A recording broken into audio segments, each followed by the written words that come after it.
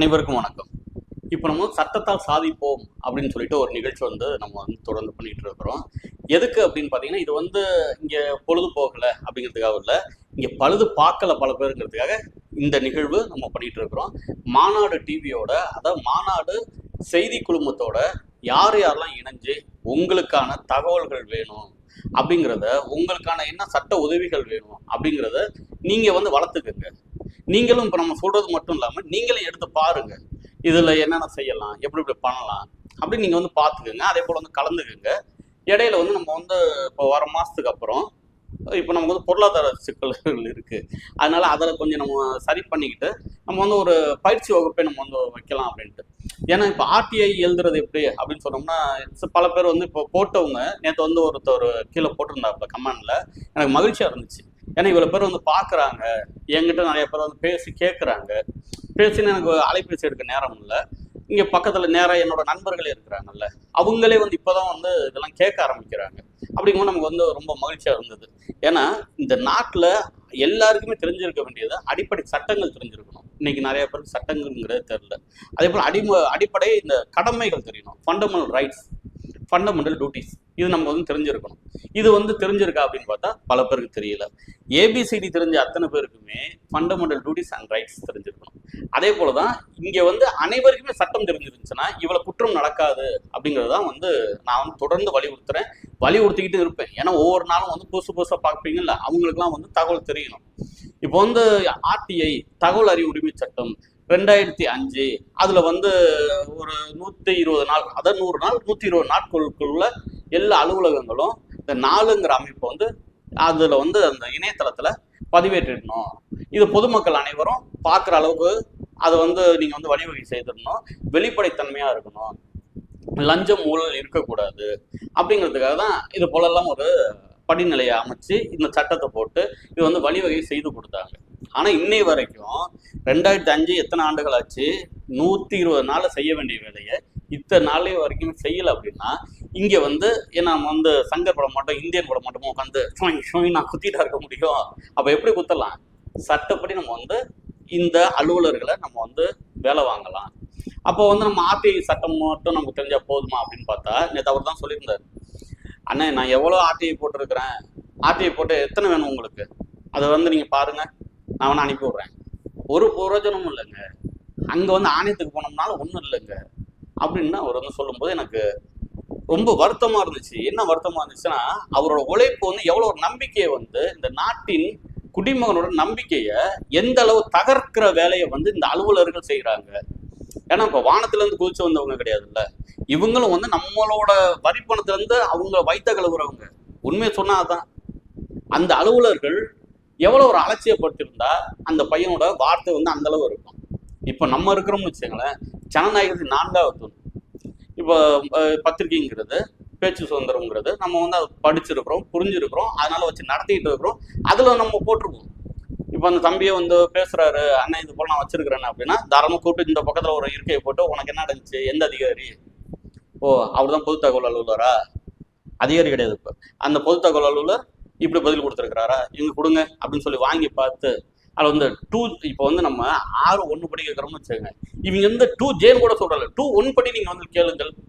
இங்கே எங்கள் தஞ்சாவூர் மாநகராட்சியில் அப்போ என்ன தோணுதுன்னா, இந்த ஒன்றுமே தெரியாமல் உட்காந்துட்டு இருப்பாங்களா, அவங்க எல்லாம் கூப்பிட்டு இதில் உட்கார வச்சு ஏதோ ஒன்று போடுப்பா எழுதுப்பா அப்படின்ட்டு இங்கே போய் எழுதிட்டு இருக்கிறாங்களா. அப்போ இது போல நமக்கு பதில் கொடுத்தாங்கன்னா நம்ம அதை வாங்கி வச்சுக்கிட்டு தலைமாட்டில் வச்சு படுக்கிறதுக்கு நம்ம இந்த வேலையை ஆரம்பிக்கல. நம்ம இந்த வேலையை எதுக்கு ஆரம்பிச்சிருக்கிறோம்னா, இப்போ இன்னைக்கு மேற்கொண்டு சொல்லியிருக்காங்கல்ல, 505 கோடி ரூபாய் உயர்மட்ட பாலங்களுக்கு தமிழக அரசு ஒதுக்கி இருக்கு. உயர்மட்ட பாலங்கள்லாம், உயர்ந்த பாலங்கள் ஓகே தான், சரி, அதுக்கு நம்ம ஆதரிக்கிறோம், வரவேற்கிறோம். மக்கள் நல திட்டங்கள் நிறைய வரணும். ஆனா அந்த பாலங்கள் உயரமா இருந்தா அது மட்டமா இருந்துச்சுன்னு வச்சுங்க, அதை எப்படி நம்ம தெரிஞ்சுக்கிறது, யார்கிட்ட நம்ம கேட்கறது? அப்ப அந்த பாலங்கள் எப்படி கட்டுறீங்க, எங்க இருந்து வாங்குறீங்க, இதெல்லாம் நம்ம கேட்கலாம். ஏன்னா நம்மளோட வரி பணம், நம்ம கேட்போம்ல சார். இப்போ நம்ம அப்பா இருக்கிறாங்க, அப்பா நம்ம ஒரு நோட்டு வாங்கணும்னு கேட்டோம்னு வச்சுங்களேன், எந்த கடையில் போய் வாங்க போற, சரிப்பா இதுக்கு என்னப்பா செய்ய போற, அதெல்லாம் கேட்பாங்களா, கேட்க மாட்டாங்களா?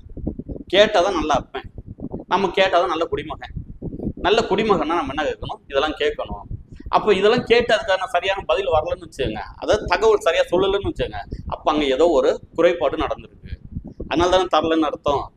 ஏன்னா இதை வந்து யாரும் கேட்டாலும் கேட்கலை என்றாலும் கூட அந்த 4 பிரிவுல உள்ள அத்தனையுமே ஒரு அதிகாரி, அவர் வந்து எவ்வளோ வருமானம், அவரோட பதவி என்ன, அவரோட ஒழுங்கு நடவடிக்கை அவர் மேலே என்ன எடுத்திருக்கிறாங்க, அவர்கிட்ட இருந்த சொத்து என்ன, இப்போ எவ்வளோ சொத்து இருக்குது, வருஷம் வருஷம் அப்டேட் பண்ணிட்டு இருக்கிறாரா, இது எல்லாமே அவரே வந்து ஏற்றிருக்கணும். ஆனால் அதெல்லாம் ஏற்றலைன்னா அப்போ ஏதோ ஒரு இது இங்கே நடந்திருக்கு. அது போல தான் இப்போ தஞ்சாவூர் மாநகராட்சியில் நம்ம கேட்குறோம், இந்த முத்துலட்சுமி ரெட்டி மகப்பேறு அந்த உதவி திட்டம் இருக்குல்ல, அது வந்து அந்த மகளிருக்காக, அந்த வயிற்றுல பிறக்கிற அந்த குழந்தை வந்து நல்லா பிறக்கணுங்கிறதுக்காக அந்த தாய்மார்களுக்காக கொடுக்குற பணம்.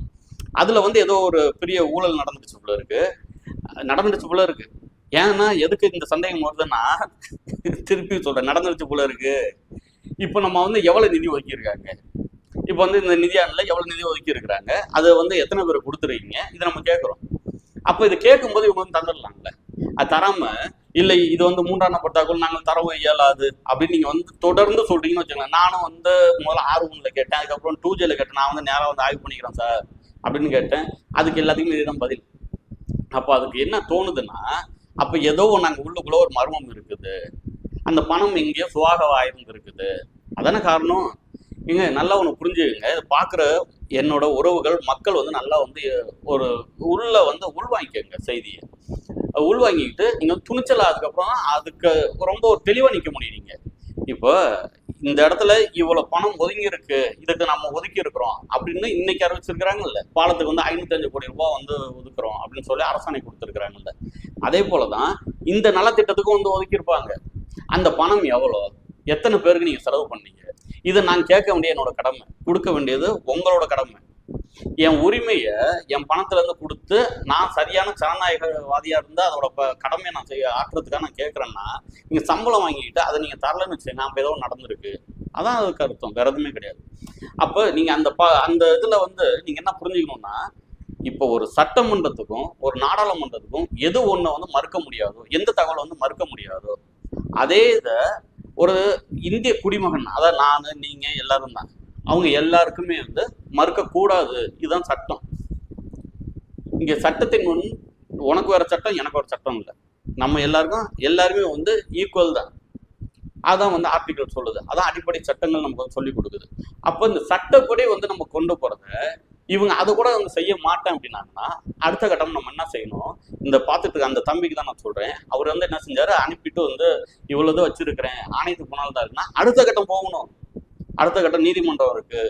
நீதிமன்றம் ஒன்றும் பெரிய விஷயம்லாம் இல்லை, அந்த நீங்க வந்து பெரிய ஒரு வழக்கறிஞர் பிடிக்கணும் அப்படிலாம் கிடையாது. சட்டங்கள் கொஞ்சம் வந்து தெரிஞ்சுக்கிட்டு இப்போ வந்து ஒரு சைக்கிள் ஓட்டணும், அப்போ குரங்கு பெடல் போடுவீங்க, அதுக்கப்புறம் திருப்பி வந்து பார்த்தீங்கன்னா உந்தி போவீங்க, அதுக்கப்புறம் சீட்ல வருவீங்க, அதுக்கப்புறம் வந்து கியர் வண்டி ஓட்ட ஆரம்பிச்சிட்டிங்கன்னா நீங்கள் எந்த வண்டி வேணாலும் ஓட்டுறீங்கல்ல. அதே போல தான் சட்டம் வந்து அடிப்படை சட்டத்தை முதல்ல தெரிஞ்சுக்கணும். அதுக்கு வந்து ரொம்ப சுலபமாக இருக்க ஒரு 31 பிரிவில் இருக்கிற இந்த RTI தெரிஞ்சுக்கங்க. நீங்கள் எல்லா இடத்தையும் RTI போடுங்க, போட்டு எவ்வளோ செலவு பண்ணுறீங்க போட்டு உங்களோட ஜனநாயக கடமை நீங்கள் ஆற்றுங்க. இப்போ அதில் வந்து உங்களுக்கு ஜனநாயக கடமைன்னா நீங்கள் புரிஞ்சுக்கணும் என்னன்னா, இயற்கையை பாதுகாக்கணும், தவறு நடக்காமல் பார்த்துக்கணும். இப்போ இதில் வந்து சொல்கிறாங்க பாருங்களேன், இந்த 4-3-4-4லாம் இவங்க இது போலலாம் செலவு பண்ணியிருக்காங்கன்னு தகவல் வாங்கி அதை வந்து உங்கள்ட்ட இருக்க வாட்ஸ்அப்பில், ஃபேஸ்புக்கில், இந்த இணையதளத்தில் எதில் உங்களால் முடியுதோ அதில் வந்து நீங்கள் பரப்புறது வந்து ஜனநாயக கடமை தான். அது ஃபண்டமெண்டல் டியூட்டிஸ் தான், அதை நீங்கள் செய்யலாம். ஏன்னா அப்போ நம்ம அதிகாரிகள் வந்து ரொம்ப சிறப்பாக இருக்கிறாங்க, நம்ம அலுவலர்கள் அழகாக வேலை செஞ்சுருக்கிறாங்க, நம்ம மக்களுக்கு பணியாற்றி இருக்கிறாங்க, நம்ம கொடுத்த சம்பளத்தை வந்து ஒழுங்காக அவங்க வாங்கினதுக்கு ஒழுங்காக உழைச்சிருக்கிறாங்க அப்படின்னு அதானே அர்த்தம். அதை செய்யணுங்கிறத நான் வந்து கேட்குறோம். அதை செய்யலைங்கிறது மிகப்பெரிய குற்றம். இதை நல்லா புரிஞ்சுக்கங்க. நம்ம வந்து இல்லைங்க நம்ம RTI போட்டோம் ஒன்றுமே ஆகலைங்க அப்போல்லாம் மனம் தளர்ந்துடவே கூடாது. என்னைக்கு நம்ம வந்து மனம் தளர்ந்துடுறோமோ அன்னைக்கு தான் வந்து எந்திரிச்சுறாங்க. அதை யாரெல்லாம் இங்கே அட்டூழியங்கள் பண்ணுறாங்களோ, அக்கிரமங்கள் பண்ணுறாங்களோ, என்னப்பா இவனுக்கு இதுக்கு மேலே வேற என்ன செஞ்சிட போகிறான் அப்படின்னு நினைக்கிறாங்கல்ல.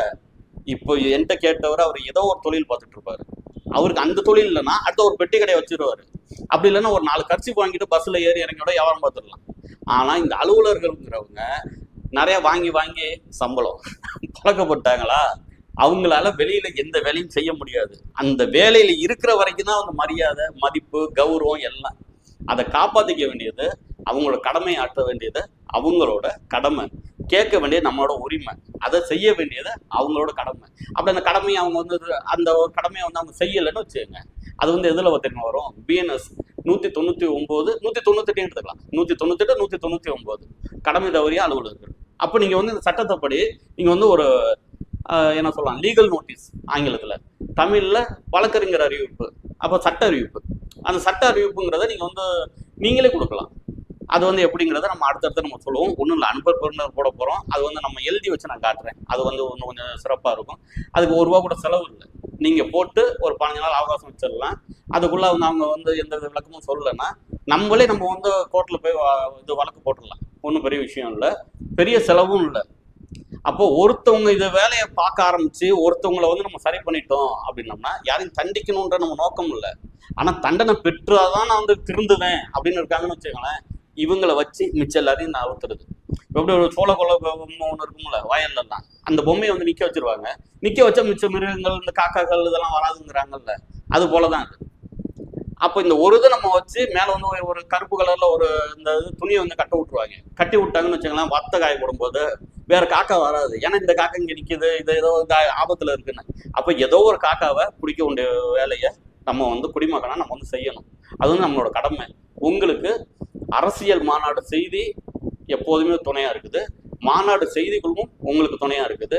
இந்த மாநாடு டிவியில நீங்கள் நானும் உட்காந்து பேசுறது பக்கத்துல இருக்குது. வாங்க உட்காருவோம், பேசுவோம். உங்களுக்கான வேலைகளை, நமக்கான வேலைகளை, நம்ம மக்களுக்கான வேலைகளை நம்ம இணைஞ்சு பண்ணலாம். நன்றி, வணக்கம்.